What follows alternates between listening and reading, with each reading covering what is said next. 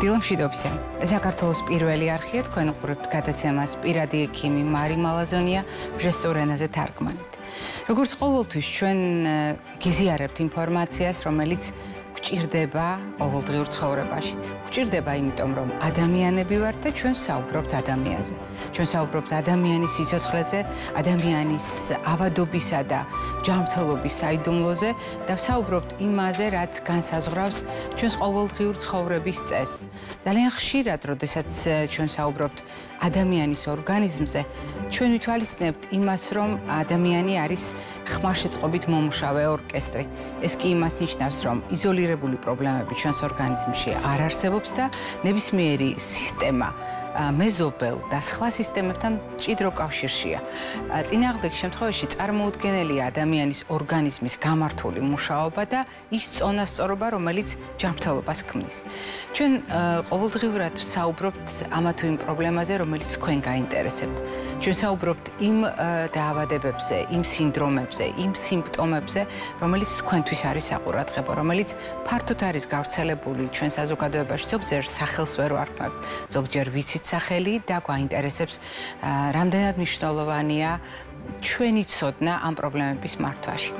და თუ ჩვენ გავითვალისწინებთ იმას, რომ ნებისმიერი ორგანოს, ქსოვილის, უჯრედის მუშაობისათვის აუცილებელია საკვები ნივთიერებები და ჟანგბადი, მაშინ ისიც უნდა გავითვალისწინოთ, რომ დანიშნულების ადგილას ყველა ეს პროდუქტი უნდა მიდიოდეს ორგანიზმის საჭიროებებიდან გამომდინარე. და ეს უზრუნველყოფილია ძალიან მარტივად, სისხლძარღვებით. სისხლს მიაქვს საკვები ნივთიერებები და ჟანგბადი და გადაადგილება ხდება სისხლძარღვების მეშვეობით. თუ ძალიან უხეშად ვიტყვით, სისხლძარღვების სხვა არაფერია თუ არა მილები. მილები, რომელშიც მოძრაობს საკვებით და ჟანგბადით დატვირთული სითხე, სახელად სისხლი. და როდესაც ჩვენ საუბრობთ სისხლძარღვზე, სისხლძარღვი არის ყველა ორგანოში. სისხლძარღვი უზრუნველყოფს ყველგან ტრანსპორტს, მაგრამ განსაკუთრებით მნიშვნელოვანია, რომ ასეთი დაზიანებები, როგორიც შეიძლება მოხდეს სისხლძარღვში, ნებისმიერი ორგანოსთვის და სისტემისთვის შეიძლება იყოს საყურადღებო. არის კიდევ ერთი ძალიან მნიშვნელოვანი მომენტი. როდესაც ჩვენ წარმოვიდგენთ მილში მოძრავ სითხეს, აი როგორც წყალი მოძრაობს, გარკვეული წნევით ახდენს გავლენას მილის კედლებზე, ზუსტად ასე იქცევა სისხლიც და სისხლი ქმნის წნევას სისხლძარღვის კედელზე. არის თუ არა საყურადღებო სისხლძარღვის წნევა, უფრო სწორად სისხლის წნევა სისხლძარღვის შიგნით, როდესაც საუბრობთ თავის ტვინზე, ან გულზე. რასაკვირველია, ეს ძალიან კარგად ვიცით. მაგრამ არის თუ არა ეს მნიშვნელოვანი, მაგალითად თირკმლის ჯანმრთელობისათვის. არის თუ არა არტერიული წნევა, მაღალი წნევა საყურადღებო თირკმლის ჯანმრთელობისათვის და შეიძლება თუ არა ამან დააზარალოს თირკმელი. და მეორე მხრივ, შეიძლება თუ არა თირკმელი იყოს დამნაშავე იმაში, რომ ჩვენი სისხლის წნევა იმატებს. დღეს ჩვენ საუბრობთ ქუჩაზე, რომელიც არის ორმხრივი მოძრაობით. დიახ, არის მდგომარეობები, როდესაც არტერიული წნევის სამიზნეა თირკმელი და ზარალდება და პირიქით თირკმლის ესა თუ ის პრობლემა აისახება არტერიული წნევის მაჩვენებლებზე. ეს განსაკუთრებით მნიშვნელოვანია იმ ადამიანებისათვის, ვისაც რომელიმე სისტემის მხრივ უკვე აქვს პრობლემა და ამავე დროს იმ ადამიანებისათვის, ვისაც მსგავსი პრობლემები ჯერ არ აქვთ. დღევანდელი ჩვენი გადაცემის სტუმარი გახლავთ ჩვენი გადაცემის ძალიან დიდი ხნის მეგობარი და გულშემატკივარი ექიმი ნეფროლოგი პროფესორი ბატონი გიორგი ფარქოსაძე. დილამშვიდობისა ბატონ გიორგი, მობრძანდით. დაბრძანდით. კიდევ ერთხელ დილამშვიდობისა და მე მინდა მაყურებელს გავახსენო, რომ ჩვენი თანამშრომლობა ითვლის ძალიან დიდ პერიოდს. თითქმის 15 წელია თქვენ ხართ ჩვენი გადაცემის ძალიან ახლო მეგობარი. ეს იმას ნიშნავს, რომ სატელევიზიო სეზონის განმავლობაში რაღაც კონკრეტულ თემაზე თქვენ აუცილებლად მოდიხართ და საზოგადოებას უზიარებთ მტკიცებითი მედიცინის ცოდნას ამ პრობლემებთან დაკავშირებით. დღევანდელი ჩვენი საუბრის თემა არ არის უჩვეულო ჩვენი საუბრების ციკლისთვის და ვფიქრობ არც საზოგადოებისათვის არის მოულოდნელი, იმიტომ რომ სხვადასხვა თემით ჩვენ ამ საკითხებს უახლოვდებით ხოლმე ყოველთვის, მაგრამ იმის გათვალისწინებით, რომ მაგალითად ევროპული კვლევების მიხედვით საქართველო არ რჩება იმ ქვეყანათა რიცხვში ევროკავშირის მასშტაბით და ევროპის მასშტაბით, ევროპის კონტინენტის მასშტაბით, სადაც არტერიული ჰიპერტენზიის მაჩვენებელი არის ძალიან მაღალი და ხშირ შემთხვევაში არის ეგრეთ წოდებული მოუვლელი უმართავი ჰიპერტენზია, მაშინ არის თუ არა არტერიული ჰიპერტენზიის სამიზნედ გასათვალისწინებელი თირკმელი და თავად თირკმელი ახდენს თუ არა გავლენას არტერიულ ჰიპერტენზიაზე, ვფიქრობ ძალიან მნიშვნელოვანი საკითხია და ამ საკითხთან დაბრუნება ყოველთვის საყურადღებოა განსაკუთრებით მაშინ, როდესაც თქვათ იცვლება სეზონი და ჩვენ კიდევ რამდენიმე თავისებურებაც უნდა გავითვალისწინოთ. დიდი მადლობა მიესალმები მაყურებელს. პირველ რიგში მე ორიოდე სიტყვით გავმარტავ რას წარმოადგენს არტერიული წნევა და რა არის არტერიული ჰიპერტენზია. არტერიული წნევის გაზომვა ხდება ორი პარამეტრით, სისტოლური და დიასტოლური წნევის მაჩვენებლის მიხედვით და სისძარღვებში სისხლი მოძრაობს გულის შეკუმშვის, გულის გადასროლის შედეგად. ამ დროს წარმოქმნილი წნევა, გულის შეკუმშვის, სისტოლის შედეგად განვითარებული წნევა სისძარღვებზე ეს არის სისტოლური წნევა, ხოლო მოდუნების მომენტში განვითარებული შედარებით ნაკლები ეს არის დიასტოლური წნევა.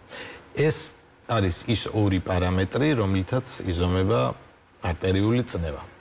ხოლო არტერიული ჰიპერტენზია ეს გულისხმობს ხანგრძლივი პერიოდის განმავლობაში სისძარღვებში წნევის სტაბილურ მატებას. სისტოლური და დიასტოლური წნევის მაჩვენებელი იზომება ვერცხლისწყლის სვეტის მიხედვით და ითვლება დღეისთვის, რომ 140-90-ზე ვერცხლისწყლის მიხედვით უკვე ითვლება არტერიული ჰიპერტენზიად, მაღალ არტერიულ წნევად. თუმცა სხვადასხვა დაავადებებისთვის, მაგალითად შაქრიანი დიაბეტის შემთხვევაში რეკომენდირებულია სამიზნე წნევა კიდევ უფრო დაბალი, არა უმეტეს 130-95-ზე, ხოლო თირკმლის ქრონიკული დაავადების შემთხვევაში კიდევ უფრო დაბალი 125-120-80-ზე. ეს არის ის სამიზნე წნევა, რომელიც რეკომენდირებულია ამ დაავადებების მქონე პაციენტების შემთხვევაში. თავის მხრივ ეს დაავადება საქართველოშიც და მსოფლიოშიც იმდენად ხშირია, იმდენად დიდ ზეგავლენას ახდენს ადამიანების ჯანმრთელობაზე, ადამიანის სიცოცხლეზე და მათი სიცოცხლის ხარისხზე, რომ მთელი თვეც კი მიუძღვნა ჯანდაცვის ორგანიზაციამ ამ დაავადების კვლევას, მას მიზეზებს, რომელიც ამაც იწვევს, შემდგომ მკურნალობას და გამომწვევი შედეგების გამოსწორებას.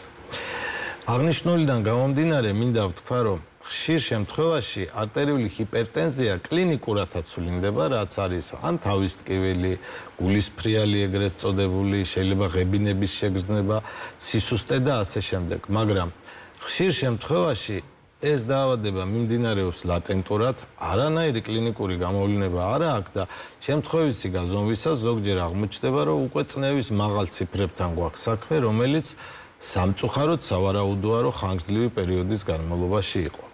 ორი ძირითადი ჯგუფი არის არტერიული ჰიპერტენზიის, ეს არის ესენციური ჰიპერტენზია, რომელიც პირველადად გამოვლინდება და სიმპტომური ჰიპერტენზია, რომელიც წარმოადგენს ორგანოების ან ორგანოთა დაავადების შედეგად განვითარებულ არტერიული ჰიპერტენზიას, თუმცა ორივე შემთხვევაში ეს არის ქრონიკულად მიმდინარე და ორივე შემთხვევაში ჭირდება კარგი მკურნალობა და მენეჯირება, რომ მაღალი არტერიული წნევის ფონზე განვითარებული, როგორც თქვენ ბრძანეთ, ყველა ორგანოში არის სისხლი მარაგდება. ყველა ორგანოში მარაგდება სისხლით ამ სისძარღვების მიერ და როდესაც ხანგრძლივად გვაქვს მაღალი წნევა, როდესაც სისძარღვი არის ტონუსში და ხშირ შემთხვევაში არტერიული წნევა ასოცირებული არის როგორც გლუკოზის ცვლის მოშლასთან, ისე ლიპიდური ცვლის დარღვევასთან, ხოლესტერინური ცვლის მოშლას, რაც თავის მხრივ სისხლძარღვის კედელს კიდევ უფრო აზიანებს და შესაბამისად ორგანოების სისხლმომარაგება ირღვევა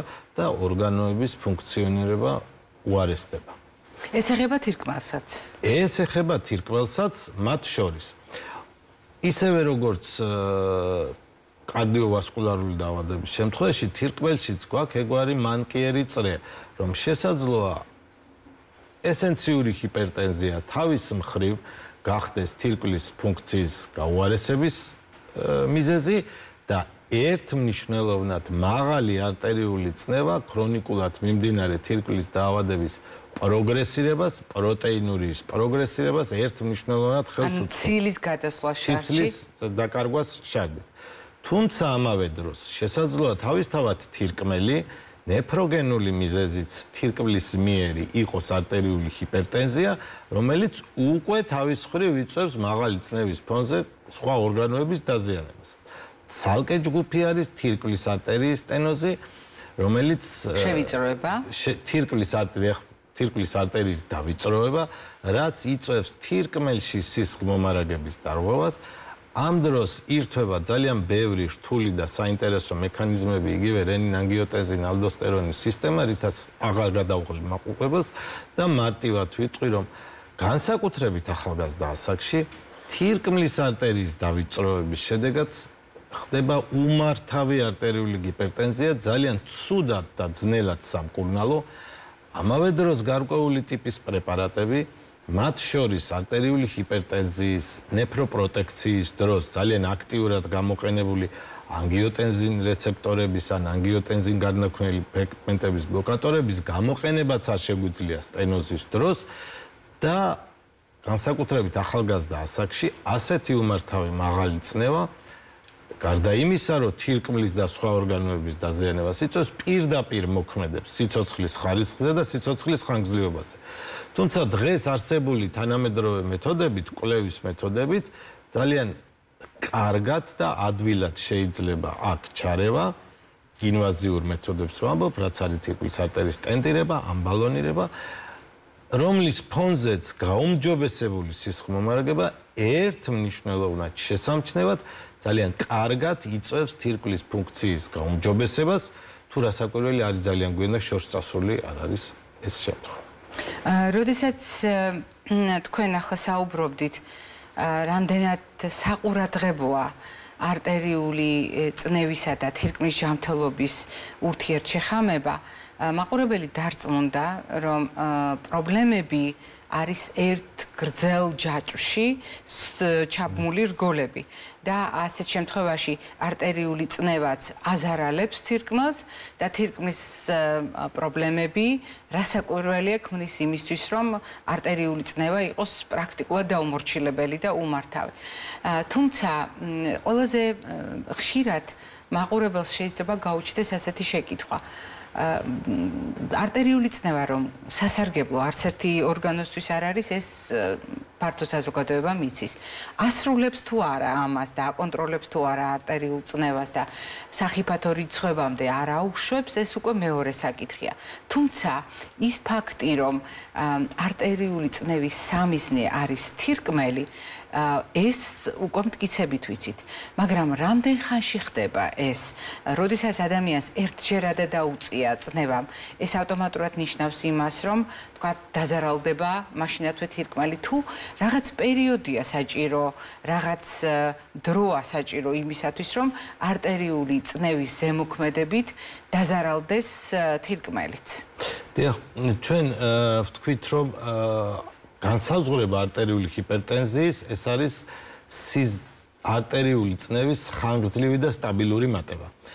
აქ არ იგულისხმება 1 და 2 დღე, ეს არის წლებზე ლაპარაკი. აი ძალიან კარგი სურათი იყო აქ. თითოეულ თირკმელში არის მილიონი გორგალი, რომლითაც ხდება შარდის წარმოქმნა. აქაც შეუძლია მაყურებელს დაინახოს. რეალურად ჩვენ აქ მართალია პატარა სქემა გვაქვს. აი ზუსტად ეს არის თირკმლის, ეს არის ნეფრონი, თირკმლის. აი გამოტანილია ცალკე. ორგანო, საიდანაც ხდება საბოლოო ჯამში შარდის წარმოქმნა. ანუ სისხლს გაწურავს თირკმელი? მარტივად შეიძლება ასე ითქვას და საინტერესოა ის ზუსტად მან ძალიან კარგად ჩანს, რომ ორის ძირითადი სისწარღვი შემავალი და გამომავალი, ეფერენტული და აფერენტული არტერიოლები, საიდანაც ნეფრონში ხდება თანდათანობით თან კიდევ ვაჩვენებ მაყურებელს დიდად. და ძირითადი დაზიანება, რაც თქვენ აღნიშნეთ და რაც ხდება თირკმლის ფუნქციის გაუარესების შემთხვევაში, არის აი ამ გორგალში და წნევის ცვლილება, ჰიპერფილტრაცია და აი მომტან და წამღებ არტერიებს შორის წნევის ცვლილება. ძალიან მარტივად ეს არის ის ძირითადი მიზეზი, რაც იწვევს ხანგრძლივი პერიოდის განმავლობაში თირკმლის ქრონიკული დაავადების განვითარებას და დინამიკაში თირკმლის ფუნქციის გაუარესებას. ამდენად პირველადი ღონისძიებები, რაც გულისხმობს, ამ შემთხვევაში ვილაპარაკობთ თირკმელზე, მაღალი არტერიული წნევის შემთხვევაში თირკმლის პრევენციას, ეს არის გორგალში და წნევის და ჰიპერდატვირთვით მომუშავე გორგლის ფუნქციის გახანგრძლივებას და შენარჩუნებას. რამე თუ ეს პროცესი ასე ცუდად მართული, ცუდად მენეჯირებული გაგრძელდა, გარკვეული დროის მერე ნეფრონი წყვეტს თავის ფუნქციონირების და შესაბამისად აღმოჩნდება, რომ იმ მილიონი და უამრავი ნეფრონიდან რაღაც ნაწილი აღარ ფუნქციონირებს, რაცაც საბოლოო ჯამში მივყავართ მარტივად რო ვთქვათ, აღარ იფილტრება სისხლი კარგად და ის ტოქსინები, რაც არის თირკმლის ფუნქცია, შინაგანი გარემოს მუდმივობის შენარჩუნება ვეღარ ხდება და ტოქსინები გროვდება ორგანიზმში. და ინტაქტური მომუშავე გორგლების ნეფრონების რაოდენობა მცირდება. ამიტომ, როდესაც ვამბობთ, ერთ-ერთი ძირითადი მიზეზი თირკმლის ფუნქციის გაუარესების ეს არის მაღალი არტერიული წნევის ფონზე განვითარებული გორგალში და წნევის ცვლილება, ჰიპერფილტრაცია და ამ ფონზე წლების განმავლობაში ის გასავლელი 5 სტადია, რასაც ქვია თირკმლის ქრონიკული დაავადება.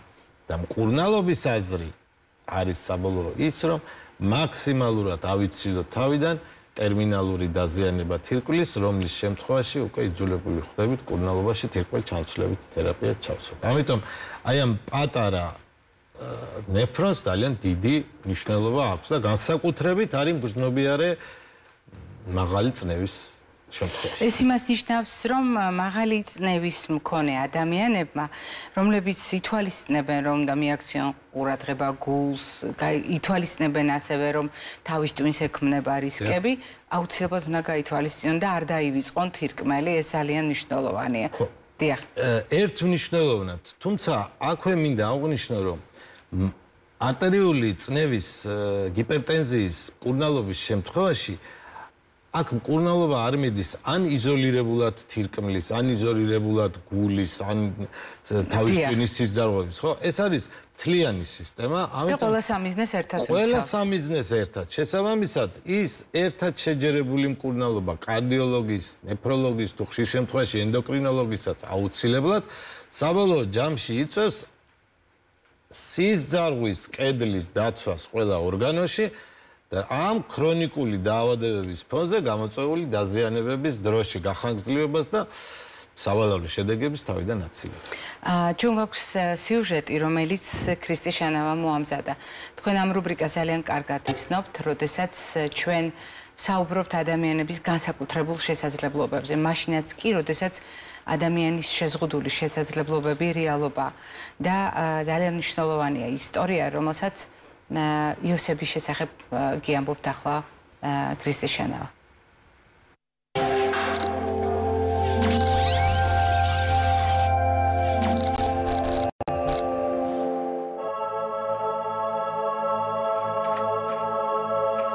ადამიანისთვის ერთ-ერთი ყველაზე დამანგრეველი არის უმოქმედობა.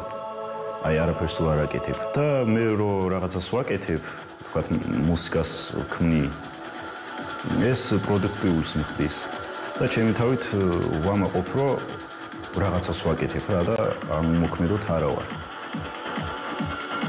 მე ვარ იოსებ ლორიაშვილი, 31 წლის, ვარ სოციალურ ფსიქოლოგიის მაგისტრი და DJ. ვცხოვრობ სოფელ მარტყოფში და ჩემი დიაგნოზი არის ბადურის ჩამოცლა, რის გამოც დავკარგი მხედველობა.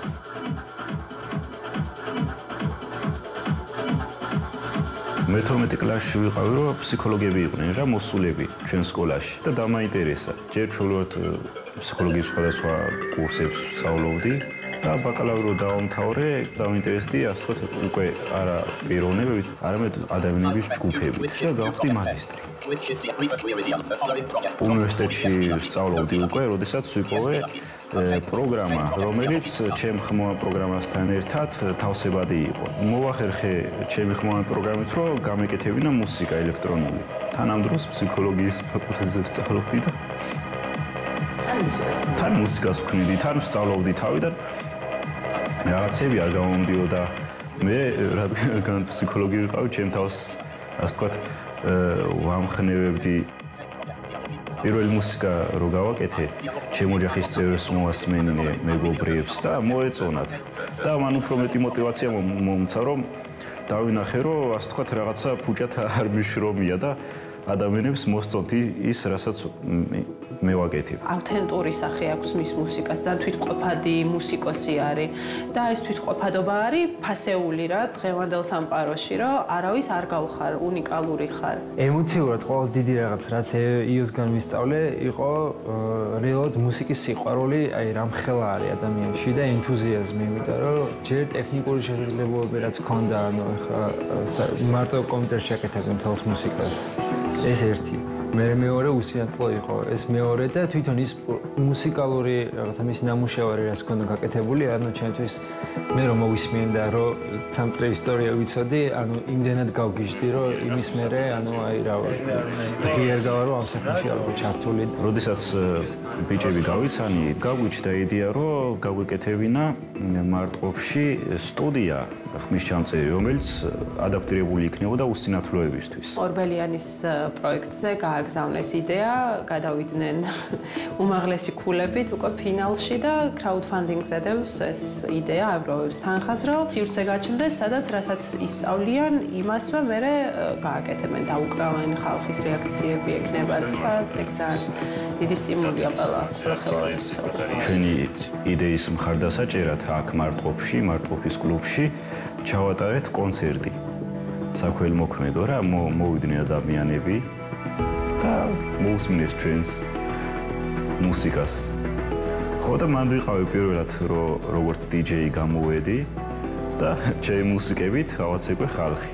იმდენად მაგარი იყო, რომ აი ყველანი ერთად ვიდექით და ვცეკვავდით იოს მუსიკაზე და ანუ რავი, საოცარი იყო და მერეც გვითხრეს, რომ აი კიდე გვინდა რომ გააკეთოთ, იმიტომ რომ ძალიან მოეწონათ და რაღაცა ჩვენც ახლა სისტემატიური სახე გვინდა მივცეთ ამ ყველაფერს, რომ რაღაცა დროში ერთხელ ყოველთვის გაკეთდეს. ძალიან მნიშვნელოვანია შეშობილების ადაპტირებული იყოს და საზოგადოებამ დაინახოს, რომ ჩვენც იგივე შეგვიძლია, რაც სხვა ყველას. რაღაცნაირად მგონია, რომ ძალიან დიდი საფრთხე არის პოზიტიური დისკრიმინაცია.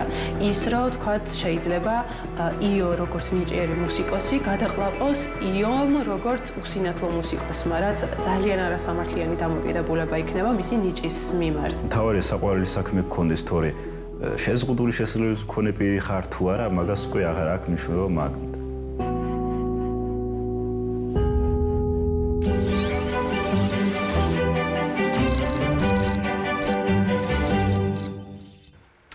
აგრძელებთ საუბარს და შეუძლებელია შთაბეჭდილების გარეშე გავაგრძელოთ, თუმცა ამ თემას ჩვენ დაუბრუნდებით, იმიტომ რომ უახლოეს დღეებში გვექნება საშუალება ამ სიუჟეტის გმირზე კიდევ ერთხელ ვისაუბროთ.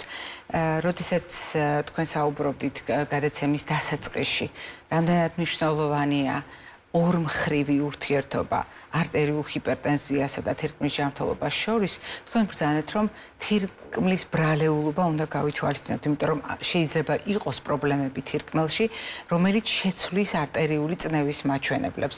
აი, ასეთ შემთხვევაში რა არის განსაკუთრებით გასათვალისწინებელი?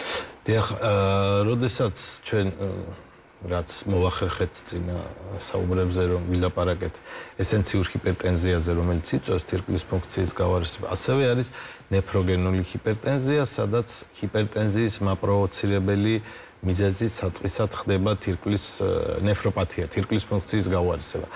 და რომელი ტიპის ნეფროპათიაც არ უნდა იყოს, უმთავრესი მიზეზი ამ დროს არის აი ამ ნეფრონში ნატრიუმის ექსკრეციის დარღვევა. ანუ გამოყოფოდიში დიახ ნატრიუმის გამოყოფის დარღვევას, რასაც უკვე ხანგრძლივი პერიოდის განმავლობაში მოყვება სითხის შეკავებაც ორგანიზმში და უკვე ეს იმდენად ცუდად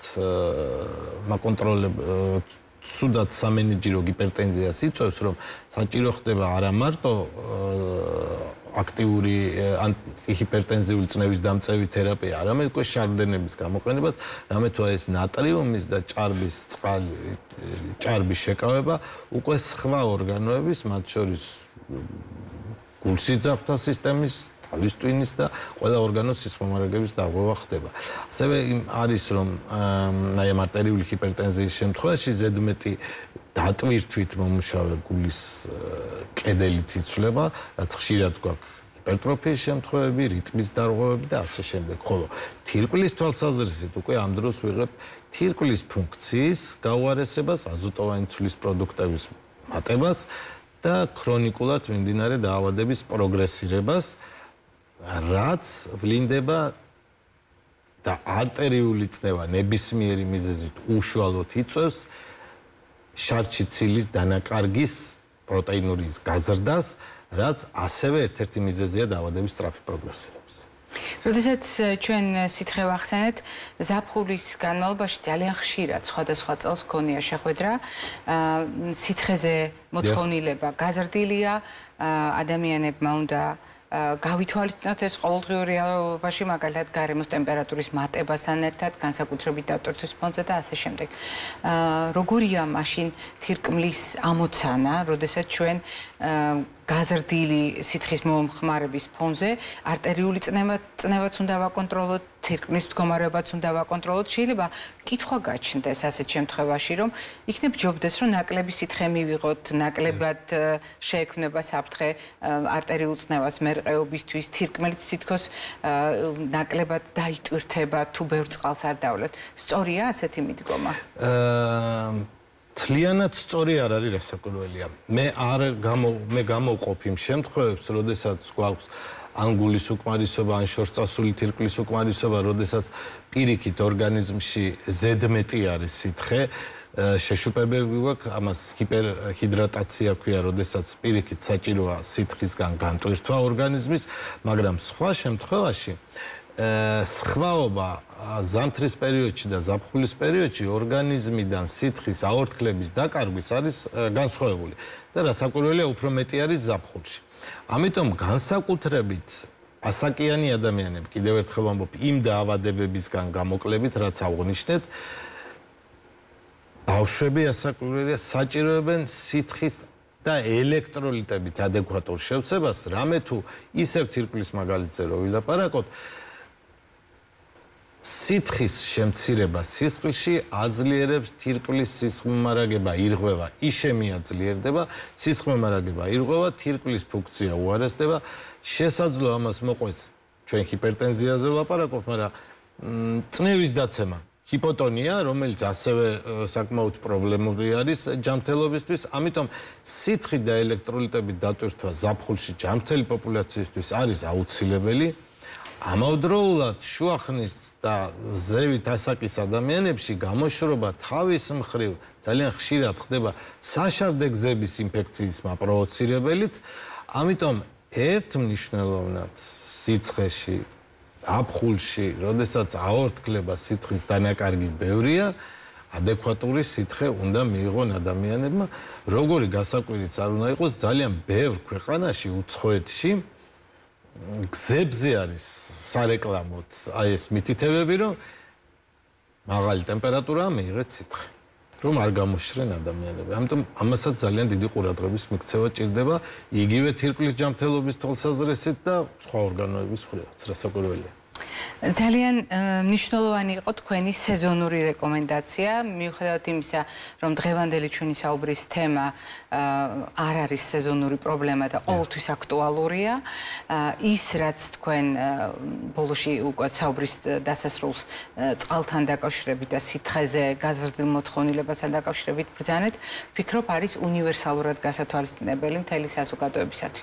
ძალიან დიდი მადლობა ჩვენთან მეგობრობისთვის, თანამშრომლობისთვის, მრავალწლიანი თანამშრომლობისთვის. მაყურებელს შევახსენებ, დღევანდელი ჩვენი გადაცემის სტუმარი სტუდიაში გახლდათ ექიმი-ნეფროლოგი პროფესორი ბატონი გიორგი ფარქოსაძე. ჩვენ არ ვასრულებთ ჯერ გადაცემას, რადგან წინ გელოდებათ კვებით შუქნიშანი.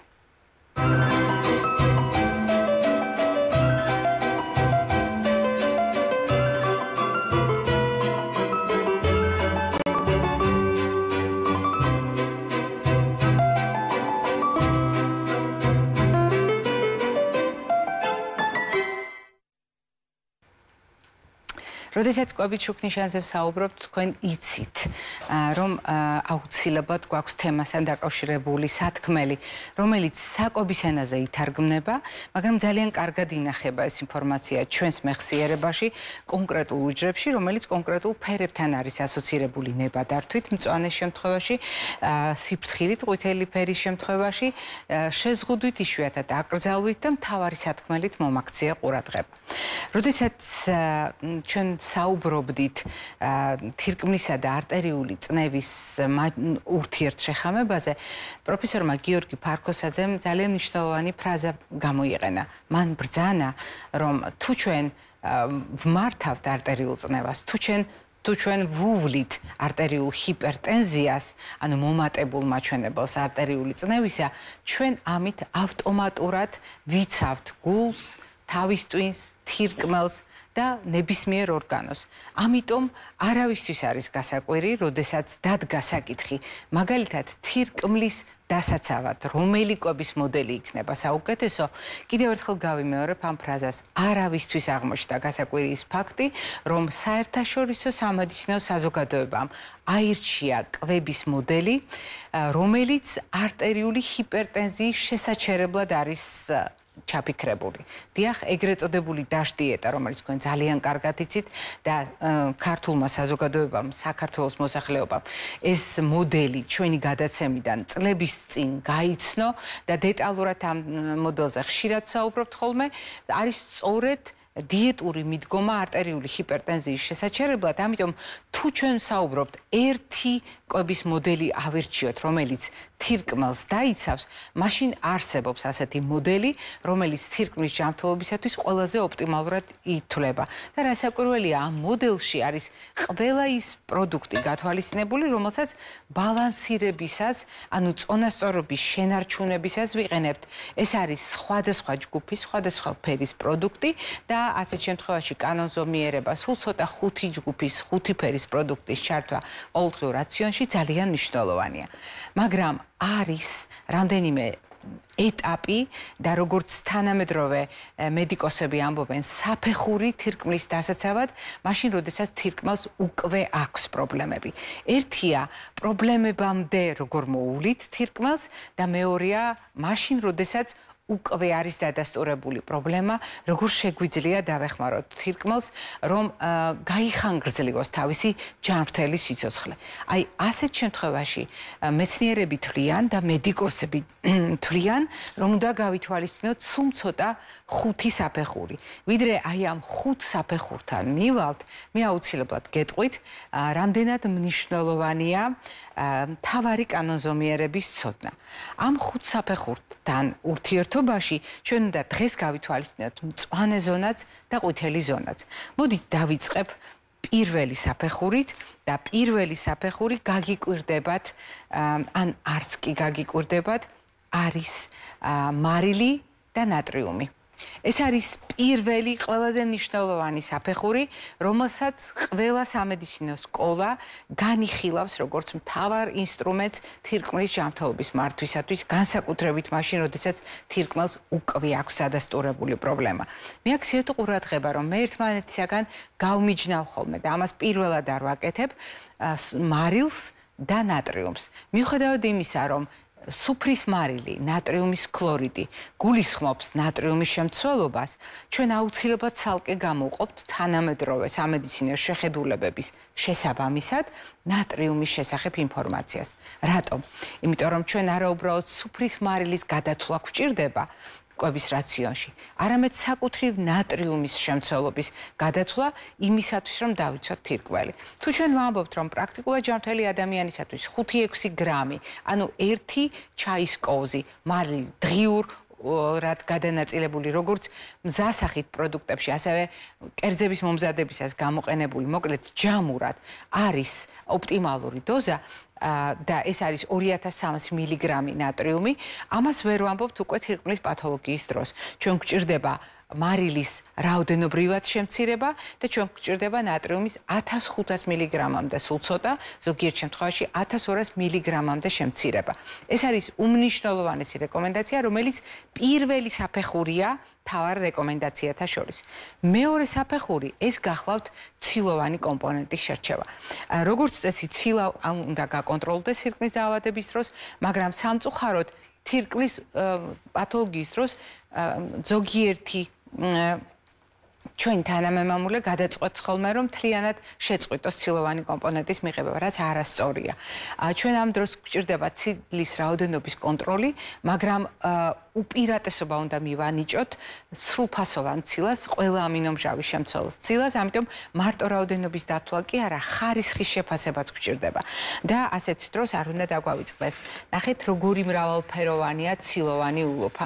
მე შეგნებულად ვატრიალებ სხვადასხვა მხრიდან იმისათვის, რომ ძალიან კარგად დაინახოთ ურთიერთშეხამება ცხოველური და მცენარეული ცილის. დიახ, აქ არის წითელი ხორცი, ასე ვთქვათ, საქონლის, ფრინველის ხორცი, კანგაცლილი, ეს არის კვერცხი, ეს არის რძის ნაწარმი, როგორც ცხოველური ცილის წყარო, მცენარეული ცილის წყაროდ უნდა განვიხილოთ სხვადასხვა სახის თხილეული, უნდა განვიხილოთ რასაკვირველია პარკოსნები, აუცილებლად მარცვლოვან ბორღულეული და არ დაგავიწყდეთ მაგალითად ისპანახის ტიპის მცენარეული პროდუქტები, რომელიც მდიდარია მცენარეული ცილით. აი ამ პროდუქტების ურთიერთშეხამება გვაძლევს ადეკვატურ შევსებას ყველა საჭირო ამინომჟავით. ეს იყო მეორე საფეხური. მესამე საფეხური გახლავთ ძალიან მნიშვნელოვანი კომპონენტი, რომელიც ეხება გულის დამზოგავ კვებას. სწორედ ასე ქვია მესამე საფეხურს. თუ ჩვენ ვიყენებთ საკვებს, რომელიც გულს ზოგავს, მაშინ ავტომატურად მივირთმევთ საკვებს, რომელიც დაზოგავს თირკმელსაც.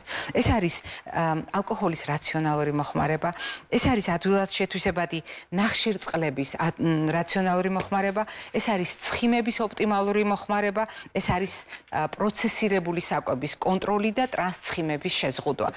რაც შეეხება მეოთხე საფეხურს, აქ უნდა გავითვალისწინოთ ისეთი პროდუქტები, რომელშიც არის ფოსფორი. და ფოსფორი ბუნებრივად არის წითელ ხორცშიც, ფოსფორი ბუნებრივად არის ლობიოშიც, რძის ნაწარმშიც და ჩვენი დამსახურებით არის მუქი ფერის უალკოჰოლო გაზიან სასმელებში. მე შეგნებულად არ ვასახელებ ასეთ სახელწოდებას, ეს არის ტკბილი სასმელები, რომელიც ძალიან ფართოდ გამოიყენება ყოველდღიურ ცხოვრებაში მოსახლეობის მიერ. ეს პროდუქტები, რითი არის ერთმანეთის მსგავსი ფოსფორის მაღალი შემცველობით და ყველა იმ ადამიანს, ვისაც თირკმლის პათოლოგია უკვე დადგენილი აქვს, აუცილებლად სჭირდება არა მარტო ხორცის, ყველის და ასე შემდეგ პროდუქტების გადათვლა, არამედ მიაქციოთ ყურადღება, რომ მათ აუცილებლად სჭირდებათ რძის ნაწარმის კონტროლიც, პარკოსნების კონტროლიც და ტკბილი გაზიანი სასმელების კონტროლიც, რომელიც მუქი ფერისაა და რომელიც პოტენციურად შეიცავს ფოსფორს. და მეხუთე საფეხური ეს გახლავთ კალიუმის კონტროლი. რასაკვირველია, მნიშვნელოვანია, როდესაც კალიუმის შემადგენელ პროდუქტებს ყოველდღიურ რაციონში ვიყენებთ. ეს ძალიან კარგია ჩვენი ჯანმრთელობისათვის, თუნდაც მაგალითად გულის ჯანმრთელობისათვის, ზოგადი უჯრედის წონასწორობისთვის. მაგალითად ბანანი კალიუმით მდიდარი პროდუქტია, მაგალითად კარტოფილი კალიუმით მდიდარი პროდუქტია. ყველა მწვანე ფოთლოვანი მცენარე მიწასთან ახლოს მზარდი მდიდარია კალიუმით. მაგრამ ასეთი თამამები ვერ ვართ ჩვენ მაშინ, როდესაც საუბრობთ თირკმლის პათოლოგიაზე და ჩვენ ძალიან მკაცრად გვჭირდება კალიუმის კონტროლი. ასეთ შემთხვევაში კალიუმშემცველი პროდუქტების ზუსტი ცოდნა ჩვენს საკვებ რაციონში და წონასწორობა არის მეხუთე საფეხური იმისათვის, რომ დავიცვათ თირკმელი. მაგრამ მე დავამატებდი კიდევ რამდენიმე კომპონენტს და პირველ რიგში გაგახსენებდით უნივერსალურ რეკომენდაციას, რომელიც წყლის ბალანსს ეხება და თირკმლის დაავადებების დროს ჩვენ არ უნდა დაგვავიწყდეს, რომ თირკმლის პათოლოგიებისაგან თავდაცვა შეიძლება სითხის ადეკვატური მოხმარებით. მაგალითად, თირკმელში კენჭების წარმოქმნა შეიძლება მხოლოდ სითხის სწორი მოხმარებით ავიცილოთ თავიდან. და ამავე დროს თირკმლის დაავადებების დროს წყლის კონტროლი უმნიშვნელოვანესია. ეს იყო ერთგვარად დამატებითი საფეხური.